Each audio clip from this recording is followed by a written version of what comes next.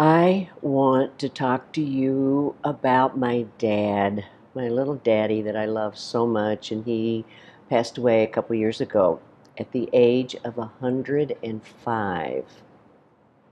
Hard to believe.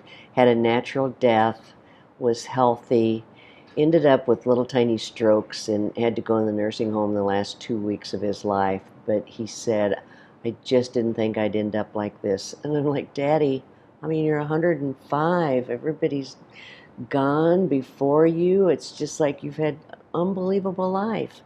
But the reason I want to share my story with you about my dad is because my dad did not eat vegetables. He did not eat fruit. He did not drink water. He had drank a gallon of whole milk almost every day. Loved milk. He ate a high fat, high sugar diet. Didn't eat a lot of protein. So he basically went against every single thing that we are supposed to be doing. It just is so hard to believe. I had a doctor tell me once that I should have Daddy's DNA done so that I would know what was going on for my grandchildren, and of course I never did that.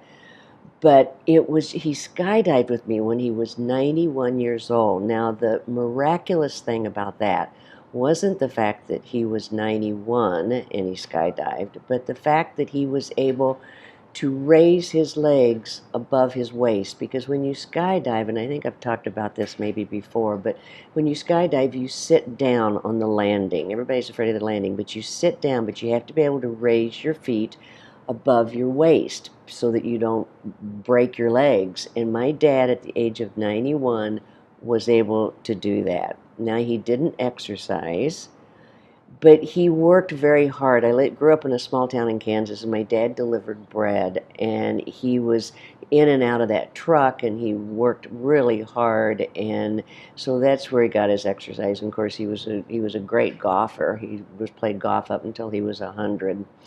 But somebody said to me once, a medical person, they said, I love stories like this because it just goes to show you that so much of our health and our life expectancy is genetic.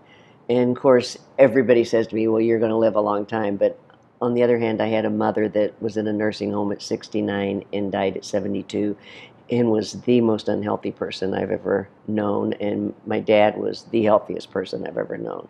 But anyway, I always like to share that story because we always talk about all these things we're supposed to be eating. And Daddy would sit there at the kitchen table and he would eat butter with a spoon.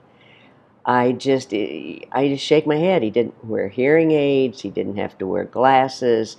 He was just incredible, just incredible. So I drove up to Minneapolis from Kansas, 12-hour drive every year by himself, never stopped, and he just was an incredible human being, very, very, very healthy. So if he would have lived right, he might have lived to be 110, and if he'd eaten right. But on the other hand, if he'd eaten right, maybe he would have died at 90. I don't know. But anyway, I love sharing that story.